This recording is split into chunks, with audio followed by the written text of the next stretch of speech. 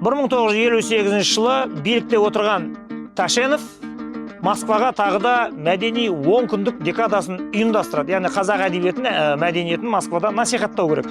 Егер есіңізде болса, дәл осындай 10 күндік декаданы іс-шараны 1936 жыл Темірбек жүрген ұйымдастырып, Қыз жібек операсын Москваға алып барған тұғын. Сол кезде Күләш Байсейітованың бағы жанаттағына даңқы дүркіреп, қазақ халқына шексіз шабыт сыйлайды. 1958 жылғы декадаға 1200-ден астам өнерпаз бараттағына, соның ішінде 5-еуі Ташеновтың беделін салып жүріп алып берудің арқасында СССР халық әртісі деген даңққа бөленеді. Оның ішінде Шәкен Айманов бар, Мұхан Төлебаев бар, Қалибек Қуанышбаев бар, біреуі Роза Жаманова, біреуі Ермек Серкебаев.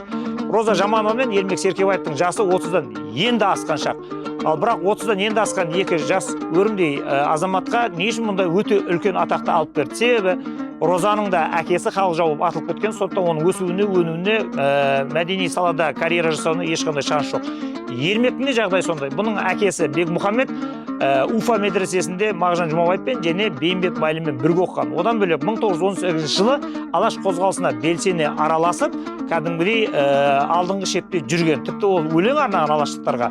Міне енді осындай совет қоғамы үшін қауіпті элемент болып саналатын Алаш орданың құрамында болған адамның баласының Қазақстанда мәдени, саяси карьера жасауына ешқандай да мүмкіндік жоқ еді. Ташенов алып берген атақтың арқасында Ермек Серкебаев 90-ға тақағанша кімсің Ермек болып шалқып өмір сүрді. Бұл кісінің өнерін тамашалаған адамдар сақталып қалған запистерін әлі күнге дейін көріп, осындай бір өздеріне шығармашылық шабыт алады. Міне Ташеновтың арқасында қазақтың 5 бірдей азаматы дүркіреп өмірден өтті. Егер бұдан да қызық деректерге қаныға түсем десеңіз, Жұмабек және Жермайдан деген кітапты алып оқыңыз, ішінде неше түрлі оқиғалар сыңсып тұр.